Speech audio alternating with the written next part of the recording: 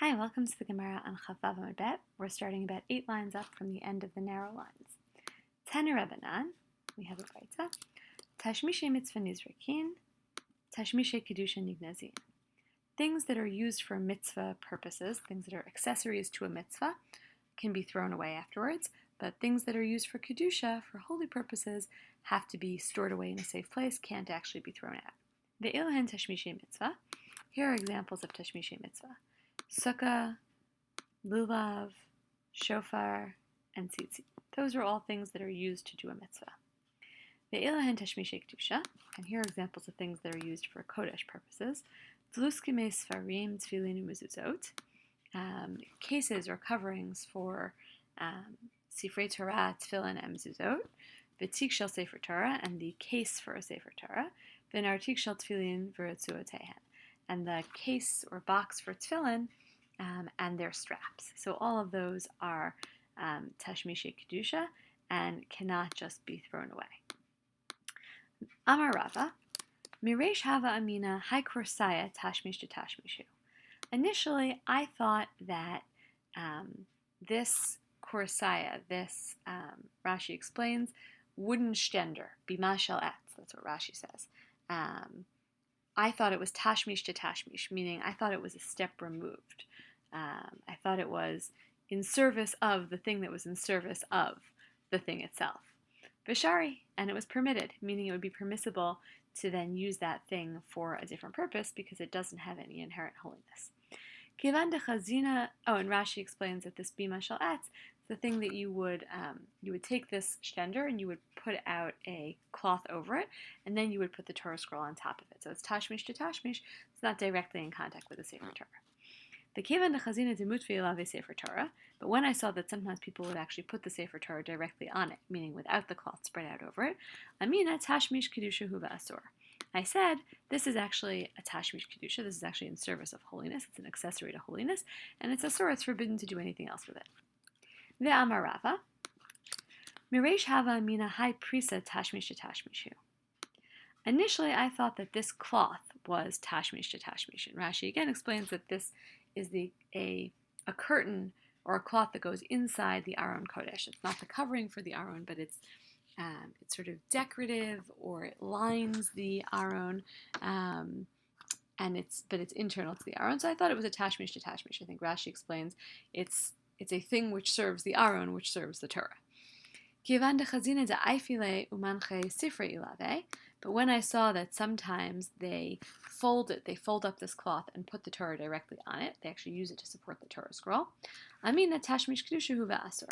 Then I said, oh, you know what, this is actually tashmish kedusha, and it's forbidden to do anything else with it. Ve'amar Rava, hai tevuta de'irpat, me'avde teva zutarti shari. This teva, this Aron Kodesh, which got worn out, it broke, it fell apart. It is permitted to make from it, mi'avde is to do or to make, you can make a small Aron from it. You can use the materials to make a small Aron. Korsaya asir, but it's forbidden to make a bima shel etz from it. It's forbidden to make this stender from it. Apparently that would be going down in kedusha, that would be taking it down a notch, right? The teva is tashmish kedusha, and the korsaya, at least at first we think it is only tashmish to tashmish. Of course we wind up saying it's tashmish kedusha, but it seems like it's a little bit further removed somehow. Ve'amar Rava, hai prisa debala, l'me'avde prisa l'sifrei shari. This prisa, this curtain, again, internal curtain to the Aron, the one that's used as the lining of the Aron Kodesh, it gets worn out, bala gets worn out. You can use it to make a curtain for, or a covering, a cloth covering for Torah scrolls, the chumashin asir, but you can't use it to make a cloth covering for just one chumash, meaning for a single book of Torah. Ve'amar Rava, another statement by Rava, hani zvile de chumashe v'kimtere de sifrei, tashmish kedusha ninhu, v'nignazin. More objects. Zvile de chumashe, these sacks or bags that are used for, again, single books of the Torah. Chumash means one book of the Torah, Breshit, Shemot, etc. So the bag that's used for a chumash, or kimtere de sifre, or the cases or boxes for Torah scrolls. Those are tashmishe kedusha, and they have to be nignaz. They have to be stored away. They can't be thrown away. Pshita, isn't this obvious? Or this is obvious. Mahu detema, what is it that you would have thought? Why did Rava bother telling us this? Don't we already know this? Hani lav lekavod avidan. These things, these objects that Rav was describing, the bag for the books and the case for the Torah scroll, aren't made for honoring the Torah scrolls. They're not made as like a nice, beautiful, fancy thing. When a Torah ba'alma avide, they're just made for protection, for general protection. So you would think that they don't get any kedusha just because they're close to the Torah scroll. Kamashma. No, therefore, Rav is teaching us, no, they actually do take on that status, even though they're there simply for a practical purpose. End of Rava's statements, which kind of added to our understanding of the Breitza, or added some knowledge to what we got from the Breitza. Moving on, Hahu Beit Knishta de Yehudai Romai. There was a Beit Knesset that belonged to the Jews of Rome, to have a Patiach Lahahu Idrona, that opened up to an entranceway or a chamber. It opened into a chamber, to have a Machid Bei Met, where a dead body was placed. This was a place where they did funerals, so the dead body would be placed in this room, and the shul opened into it. And some kohanim wanted to come and daven there. Atu amru Rava, they came and told Rava, Amar lahu, and he said to them, Dalo tivuta, take the teva, take the aron, utvuha, dahavule kli eta suilan achat, so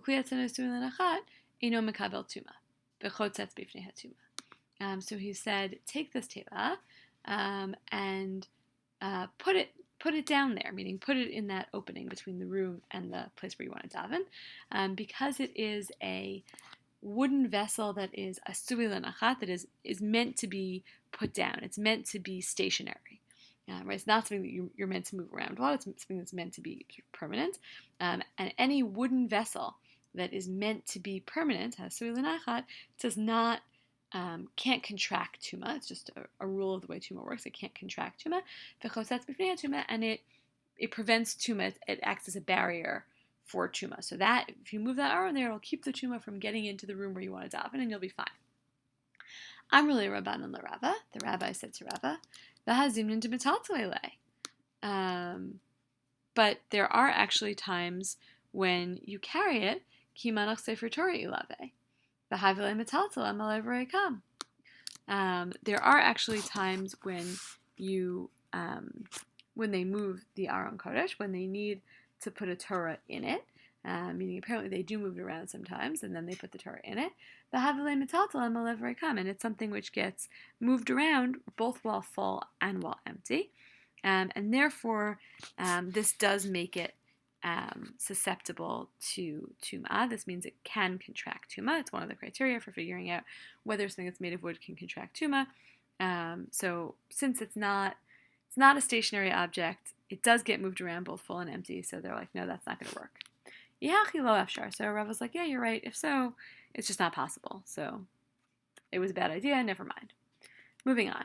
Amar Mar Zutra. Mitpachot svarim shebalo osino tan techrechin lemet mitzvah.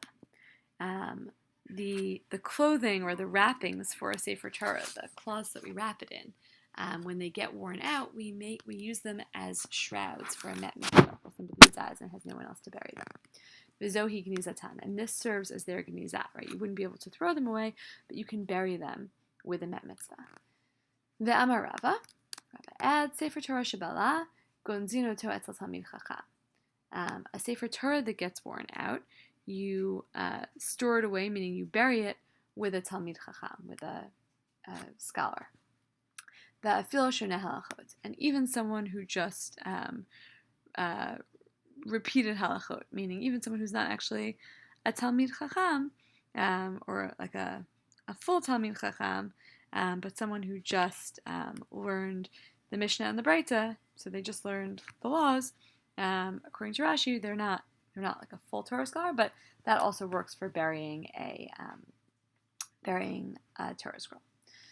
Amar Rav Acha bar Yaakov uvekli cheres. Rav Acha Bar Yaakov adds, when you do this burial of the Torah scroll, you have to bury it in a earthenware vessel. Shene Amar, as it says in the pasuk, in Yirmiyahu, v'natatem b'kli cheretz l'man ya'amdu yamim rabim. You should put it in a kli cheretz. You should put it in this earthenware vessel so that it will last a long time. Okay. Switching topics slightly, or moving on a little bit. Amar of Papi Mishmei Ze.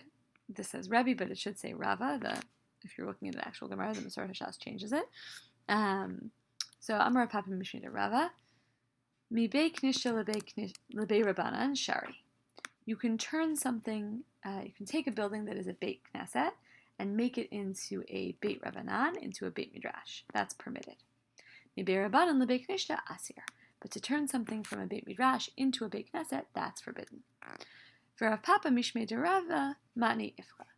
But Rav Papa, in the name of Rava, teaches the opposite, right? Meaning he would say, you can go from a Beit Rabbanan to a Beit Knesset, and not from a Beit Knesset to a Beit Rabbanan. Amar Rav Acha.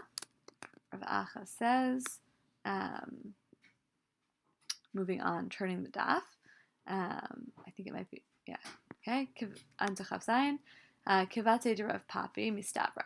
So he says, it makes sense. What Rav Papi said makes sense. It makes sense to go according to Rav Papi. Meaning the first statement, Rav Papi, who says that you can go only from a Beit Knesset to a Beit Midrash, but not the other way. So Amar Rabbi Yeshua ben Levi, because Rabbi Yeshua ben Levi said, so here's the support for that. Beit HaKnesset mutar lasot to a Beit Midrash. You're allowed to turn a Beit Knesset into a Beit Midrash. Shma mina. So yes, learn from here. Meaning, yeah, we think that's the conclusion. Darash bar kapara. My dichtiv, what is it that it's written? Vayisrof et Beit Hashem, v'et Beit HaMelech, v'et kol batei Yerushalayim, v'et kol ba'it gadol saraf b'esh. This pasuk from Melachim, Rashi tells us, is about the destruction by Nebuzaradan of the Beit HaMikdash and all of Jerusalem. So he burned Beit Hashem and the house of the king, and all the houses of Jerusalem, and all of the big houses, or all of the great houses. So what's the meaning of that pasuk? Beit Hashem, Ze Beit HaMikdash. So that's obviously the temple.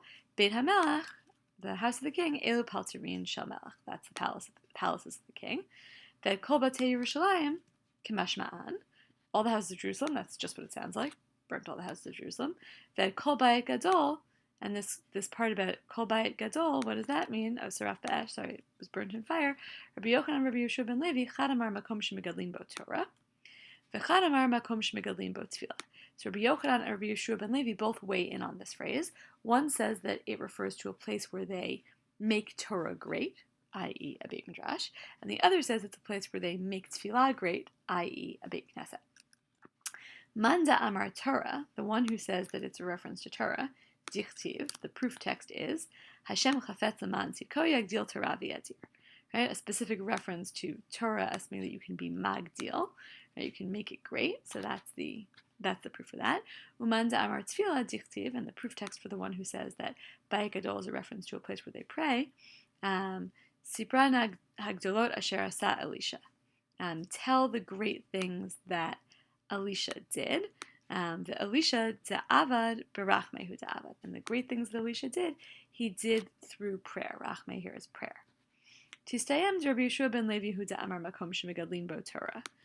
Let's conclude. Tistayam means to conclude, to deduce that Rabbi Yeshua ben Levi is the one who thinks that a Bayit Gadol is the place where you make Torah great. De'amar Rabbi Yeshua ben Levi, because Rabbi Yeshua ben Levi was the one who said, Beit HaKnesset mutar la'aso Beit HaMidrash. It's permissible to turn a shul into a Beit Midrash, meaning Rabbi Yeshua ben Levi must clearly think that a Beit Midrash is greater than a shul, meaning that Rabbi Yeshua ben Levi must think that Kol Bayit Gadol is a reference to a Beit Midrash. Shma mina, yes, learn from here. The whole theme of this last section is really this question of, I guess the overall theme is only going up in Kedusha and making sure you're only going up in Kedusha. And here specifically we deal with the question of which is greater, prayer or Talmud Torah, which is a topic we've touched on before. And Rabbi Yeshua ben Levi at least is seen as weighing in on the side that says that learning Torah is greater, and so you can go from a Beit Knesset to a Beit Midrash, but not the other way around. Okay, we'll stop here.